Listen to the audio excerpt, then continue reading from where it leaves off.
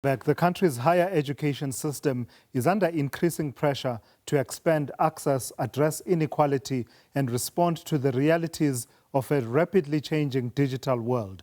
While online and blended learning models are often presented as solutions, questions remain around infrastructure, affordability, connectivity, and whether digital education can truly bridge long-standing gaps, especially for students in rural and under-resourced communities. So this afternoon, we explore the urgent need for higher education to embrace digital transformation, examining both the opportunities and the challenges that come with it. To help us do exactly that, I'm joined now by an expert in online and blended education with extensive experience in digital learning models and higher education transformation. We'll discuss what is working, what still needs to change, and how South Africa can move towards a more inclusive and equitable digital education future. Let's welcome Dr. Shahiem Patel, Academic Dean at Regent School. Good afternoon, and thank you for your time. Let's start with an assessment of where things stand in terms of an embrace of digital and blended learning as far as the higher education space is concerned. It was an area of great focus during the years of the COVID-19, and I remember that move to try and issue laptops, loan laptops, and institutions adjusting to that, online interfaces and platforms. Since then, what has happened? Where does that leave us on this path towards digital transformation? Good afternoon. Thank you very much for the welcome and for setting the tone for an important discussion. I think in 2026, we are faced with many of the challenges that we were faced with in COVID-19, 2019, 2020, and the surrounds. But I think some of these issues are systemic long before COVID-19. I think if you trace it all the way back to 1994 and prior to that date, a lot of the systemic issues in higher education have not yet been resolved. And I think for me, the opening statement that I can't get over every time I speak about digital inclusion in higher education is the fact that digital inclusion in and of itself cannot be the goal. It has to be the vehicle to get to the goal. And for me, those goals are quite simple. It's about access to higher education. It's about equity. It's about the sustainability and the quality of higher education, because we just heard Julius Malema speaking a lot about some of the local and domestic and international challenges facing the country.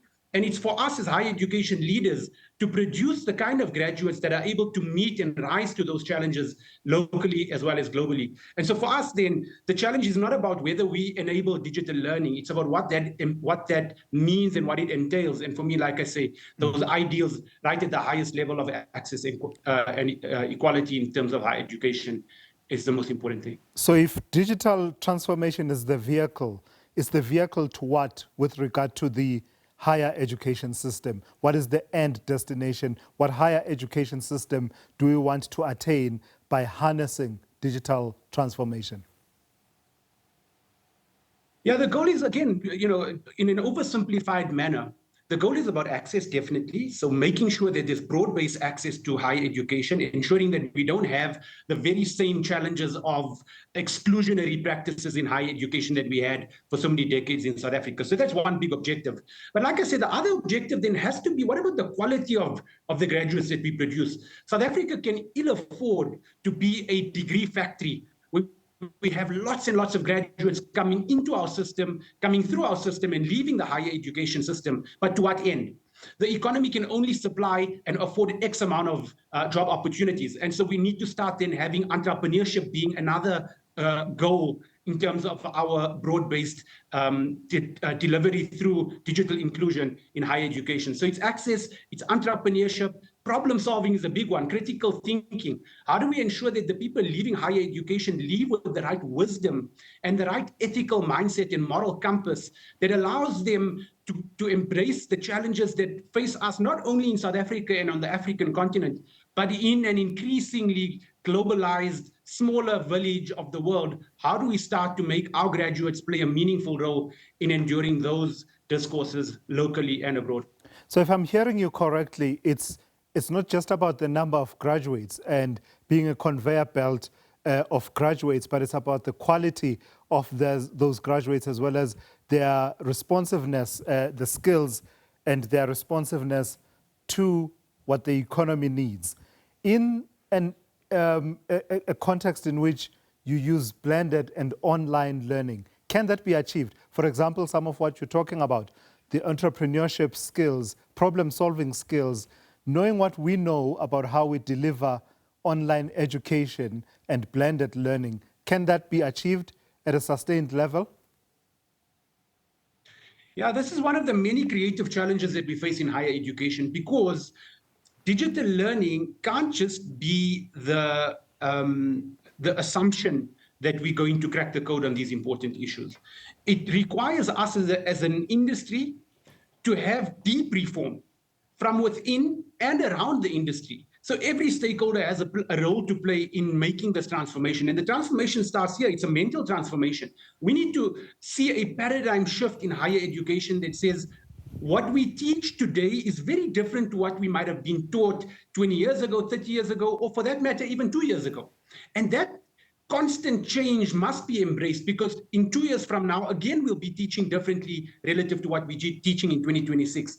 So that ability to move at a lightning speed and making sure that every stakeholder is moving at the same speed, that's a creative challenge and tension for us. Many times in higher education, students in particular come in with the mindset that I have the schooling system of X number of assessments, maybe some assignments, and then an exam, and I'll get my results. I think that that system will not wholly be replaced, but what it will definitely require is a rethinking and reimagination of how one would assess in higher education. Maybe even a question of why assess. Why does the teaching and learning process have to happen in a classroom? Why can't it happen outside? Why can't it happen? And then again, then digital learning doesn't have to be a Zoom call or a Teams meeting. It doesn't have to be a webinar. We can use technology in very creative ways to solve those all-important, enduring principles of problem solving and entrepreneurial skills and the like. Because again, we need not only access and we need not only quality, but we need sustained access and quality. And so that's why I'm advocating for a strong mindset shift on behalf of all stakeholders in higher education. What are the challenges, though, Dr. Patel, that we will have to overcome in harnessing more of the digital side of higher education? I'm thinking that if the challenge for the higher education system as we know it now is not enough space and seats in lecture theaters for physical attendance, for people to walk on campus and interact and be on campus, even the digital aspects, fusing those in trying to resolve that one issue will come with its own challenges. What are those? Yeah, those challenges are numerous, and we can look at it in very simplistic terms. You alluded to the fact that our infrastructure in higher education is not necessarily geared for sustained access and for sustained quality access. So there's a question mark around how do we resolve that. But I like to believe that that's a resolvable issue. I'm not saying that it might be an easily resolvable issue, but it's resolvable. If we get the right stakeholders around the table and have the right type of quality conversations, I think we can resolve infrastructure issues relatively well. And that might be a blend of online learning, in-person learning with contact and the like. But perhaps let's call that the so-called easy bit then. The harder bit is ensuring that we keep pace with the changes in the world. And I spoke about that a short while ago. It's almost as though the future and the present has collapsed into one. That's the world we live in right now. And so the mindset shift of the professor, the lecturer, the administrator in a higher education institution needs to be one that is agile enough to respond to everything that's happening in the world and still deliver quality teaching and learning at scale. So that inner workings, the mechanics of higher education requires serious revolution and re-examination. And then again, I'm advocating for the fact that people don't know what they don't know. So if a student walks into higher education expecting something and they get something completely different, and they might start questioning why this is valuable. The answer to that question is not that it's not valuable. It's that it might only be valuable in some time to come. And it's almost that thankless mindset kind of higher education system we need to be establishing that will say, today we don't see why we're teaching in this manner. We can't fully explain why that's an important lesson to learn. But we have enough wherewithal in our thought processes, robust conversation, robust engagement that says in some time to come, our graduates in South Africa will finally look back on that education experience and be thankful for it because it's now proving useful in engaging the problems of tomorrow. Will it also require a mindset shift in industry in how they view qualifications and education and the pathways, in that an education obtained via blended and online learning becomes as valuable as an education where I walked the hallowed halls of a campus somewhere, in the country? Yeah, you're touching on an interesting point. I think industry, for their part, don't really struggle with the dilemma of equivalence between distance learners or distance graduates, rather, and those who came through a contact system. I think that there's a relative sense of equality and equity from those two types of graduates. I think where we still have room to develop insofar as industry is concerned is around the issue of the obsession with a degree or a diploma or some kind of certification as the precursor or entry point into an employment.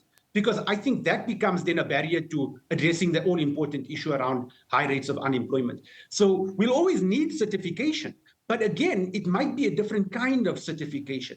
It might be aligned to the idea of micro-credentialing. We've seen the rise of micro-credentialing locally and abroad in such a meaningful manner. And that might become a point of development for industry to think about. But once it reaches critical mass, once sufficient industry players, industry bodies and the like have embraced that mindset, then we as education institutions and higher education in particular will be able to then work in a partnership mindset with industry. Not that that's not happening, but it's just, again, happening in a mindset shift paradigm rather than the way. All right, I've got to thank you for your time this afternoon. Fascinating conversation. Dr. Shahiem Patel is Academic Dean at Regent School.